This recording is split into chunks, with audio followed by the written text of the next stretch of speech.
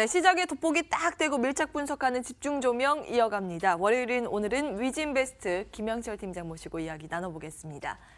어서 오십시오. 네, 안녕하십니까. 네, 주말 잘 지내셨습니까? 네, 요즘 뭐 안녕하십니까? 라고 여쭙기가 민망한 그런 글로벌 증시 분위기인데요. 그나마 수급 상황에서 또 건질만한 투자의 힌트들은 없는지 오늘 꼼꼼히 체크를 해보겠습니다. 지난 한 주간 외국인들 보면 코스피, 코스닥 양시장에서 모두 매도로 대응을 하더라고요. 수급 상황은 어떻게 진단하고 계세요?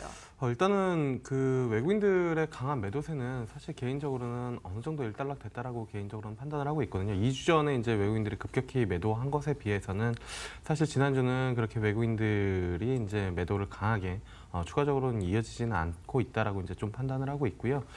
중요한 부분들은 어쨌든 이머징 시장 쪽에 대한 외국인들의 자금이 좀 빠져나가는 가운데 특히나 이제 국내 증시 같은 경우에 중국 시장 영향력이 조금 더 강해졌다라고 이제 좀 판단을 하고 있어서 장중에 중국 시장 흐름을 보면서 대응해야 되는 그런 시장이다 이렇게 좀 판단을 하고 있습니다.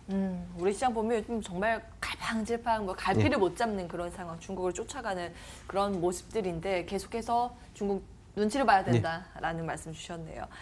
그럼 지난 한 주 동안 외국인들은 이런 어지러운 장 속에서도 또 어떤 종목에 러브콜을 보냈는지 챙겨볼까요? 네, 일단은 뭐 대형주 중에서는 삼성전자 그리고 이제 현대차, SK텔레콤, 네이버 그리고 롯데케미칼 순으로 순매수가 들어왔고요. 그다음에 이제 코스닥 쪽에서는 스튜디오 드래곤, SK머티리얼즈, 휴젤, GS홈쇼핑 그리고 비덴트 순으로 순매수가 들어왔습니다. 그러니까 개별 종목 위주로 담은 것 같은데요. 어떤 종목 볼까요? 볼만한 게 있을까요? 일단은 거래소에서는 SK텔레콤 그리고 코스닥에서는 스튜디오 드래곤이 좀 눈에 들어오는 그런 상황인데요. 어떤 포인트요? 일단은 SK텔레콤 같은 경우에는 그 배당에 대한 이슈들이 맞물리면서 일단은 시장에 관심을 좀 많이 받고 있다라고 보시면 좋을 것 같은데 배당뿐만이 아니라 실적에 대한 부분들 그리고 여러 가지 포인트를 좀 봤을 때 지속적으로 좀 수급이 들어오는 그런 모습이다라고 보고 있습니다.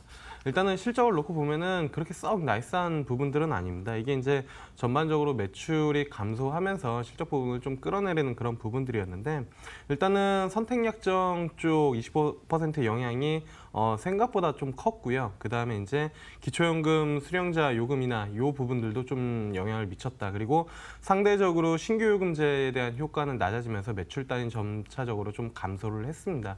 감소할 것으로 예상이 되고 있습니다. 그럼에도 불구하고 시장에서 지금 다른 업종 대비 그리고 다른 종목 대비 견조하게 상승률을 좀 보여주는 이유는 지배구조 개편에 대한 그 기대감이 상당히 좀 크다라고 이제 좀 보고 있고요. 2019년도 그러니까 내년에는 지수화 전환 체제로 갈 것이다라는 시장의 예상이 맞물리면서 수급이 좀 들어오는 그런 모습이다라고 보시면 좋을 것 같고 그다음에 이제 자회사들에 대한 기업 가치들이 상당히 좀 부각이 되고 있는 그런 상황입니다. ADT 캡스 같은 경우에도 인수 이후에 상당한 시너지 효과가 좀 나오고 있고요. 그다음에 11번 같은 경우에도 이커머스 쪽에 대한 모멘텀을 좀 증가시키면서 실적은 좀 부진할지 모르지만 내년 쪽에 대한 모멘텀을 갖고 외국인들이 집중적으로 좀 매수가 들어오고 있다라고 보시면 좋을 것 같고 업종 통신업종 내에서는 개인적으로도 탑픽으로 좀 뽑고 대응을 해야 된다 이렇게 좀 보고 있고요.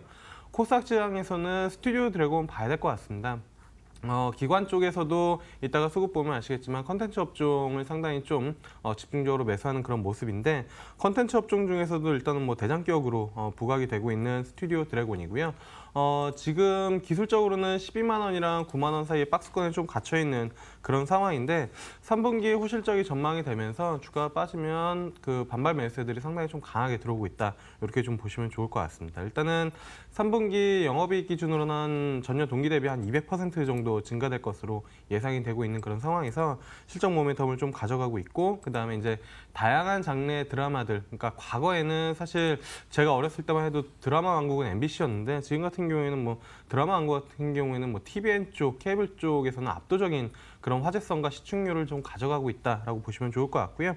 그다음에 이제 장기적인 성장 모멘텀이라고 할 수 있는 글로벌 OTT 쪽에 대한 그 수혜가 지속적으로 좀 부각이 되면서 시장에서는 상당히 좀 관심을 많이 받고 있다. 그리고 개인적으로도 컨텐츠 업종에서는 엔터 3사 제외하고는 뭐 스튜디오 드래곤이 탑픽이다. 이렇게 좀 뽑고 있습니다. 엔터 3사도 그럼 긍정적이라는 말씀이세요? 네, 일단은 뭐 엔터 쪽 같은 경우에 엔터 3사는 많이 오르긴 했지만 여전히 이제 성장세에 대한 부분들 특히나 이제 유튜브 쪽 쪽에서 기존에는 없었던 그런 수익들이 상당히 크게 잡혀나가면서 엔터 3사에 대한 관심도 꾸준히 좀 필요하다. 단 많이 올라왔기 때문에 시장 변동성을 통해서 조정 시에 접근하는 전략이 유효하다. 이렇게 좀 보고 있습니다. 콘텐츠에 대한 성장세, 우리는 좀 긴 호흡을 가지고 살펴봐야 된다라는 관점. 그리고 오늘 스튜디오 드래곤 좀 긍정적인 평가 주셨네요. 내용 참고해 보시고요. 기관은 또 한 주 동안 어떤 종목 담았는지 볼게요. 특히 기관 지난주 보면 코스피에서는 팔았는데 코스닥 시장에서는 또 매수로 대응을 하더라고요. 예. 전반적으로 이제 거래소 시장에서는 뚜렷한 주도주가 없고 그다음에 이제 모멘텀을 가져갈 만한 업종이 없다 보니까 예. 상대적으로 연말 연초 쪽 코스닥에 대한 모멘텀을 키워나갈 수 있는 그런 부분들이어서 수급적인 영향들이 코스닥에 조금 더 강하게 잡히고 있다라고 보시면 좋을 것 같고요. 일단은 기관들이 순매수한 종목들을 좀 보면은 거래소에서는 삼성전기 그리고 SK이노베이션, CJ대한통운, 롯데쇼핑, 한국전력 순으로 순매수가 들어왔고요. 그다음에 코스닥에서는 앞서도 이제 뭐 간단하게 코멘트 드렸지만 컨텐츠 업종, 그러니까 CJENM 그리고 서울반도체, 파라다이스, JYP엔터, SM 순으로 순매수가 좀 들어오는 모습을 보여줬습니다. 코스닥 시장 쪽에서는 굉장히 선명하게 포착이 되는데 코스피 쪽에서는 이거 어떻게 평가하세요? 전반적인 부분 먼저요. 일단은 전반적으로는 그러니까 고점 대비 조정을 받았거나 아니면 아예 바닥권에서 움직이는 종목 또는 개별적인 모멘텀이 있는 종목들 위주로, 그러니까 흔히 말해서 개별 종목 장세 그리고 각계 전투가 좀 이루어지고 있다라고 보시면 좋을 것 같고요. 예. 그 중에서 좀 눈에 들어오는 종목은 롯데쇼핑이다라고 보시면 좋을 것 같습니다. 뭐 그 외의 종목들은 대부분 이 시간을 통해서 한 번씩 언급을 드렸었는데 롯데쇼핑 같은 경우가 최근에 바닥권에서 상당히 좀 강하게 올라왔고 금요일 날 같은 경우에도 한 3~4%의 주가 상승률을 좀 보여줬거든요. 일단은 롯데쇼핑이 이렇게 올라오는 가장 큰 이유는 수급적인 요인이 가장 크다라고 보시면 좋을 것 같은데요. 수급 상황을 좀 보시면 아시겠지만 연기금을 중심으로 상당히 기관 매수가 강하게 들어오고 있습니다.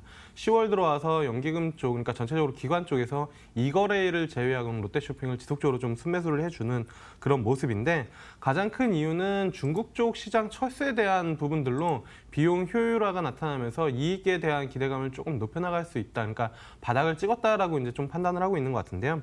중국 할인전 같은 경우가 총 112개였습니다. 근데 이 중에서 이미 26개는 폐점을 완료를 했고요. 그다음에 74개 같은 경우에는 우메이홀딩스, 왓츠린 이런 쪽에다가 지금 매각을 할 예정으로 되어 있고 그다음에 잔여 점포 12개에 대해서도 3분기 중에 폐점에 대한 이 로드맵이 나와 있기 때문에 중국 시장 철수에 대한 비용 감소 그리고 적자 축소 이런 부분들이 시장에서는 긍정적으로 좀 평가로 이어지고 있다고 보시면 좋을 것 같고 그다음에 본업 쪽 같은 경우에도 그 효율화를 통해서 일단은 실적이 돌아 나올 것으로 예상이 되고 있기 때문에 개인적으로는 내수주 중에서 롯데쇼핑도 충분히 관심을 가져볼 만하다 이렇게 좀 보고 있습니다. 네, 코스닥 쪽에서는요?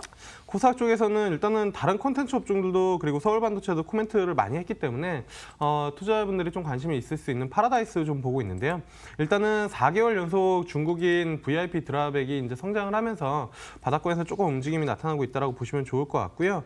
일단은 파라다이스 시티 2차 개장으로 이쪽에 대한 부분들도 모멘텀이 좀 이어나가고 있는 것 같습니다. 근데 개인적으로는 중장기적으로 상승의 쪽에 대한 방향성은 맞으나 아직까지는 실적이 완벽히 돌아 나오기는 어렵다라고 이제 좀 보고 있어서 조금은 보수적인 의견으로 말씀을 드리는 게 맞지 않을까 이렇게 좀 보고 있습니다. 네, 이렇게 기관의 특징주 파라다이스까지 챙겨봤습니다.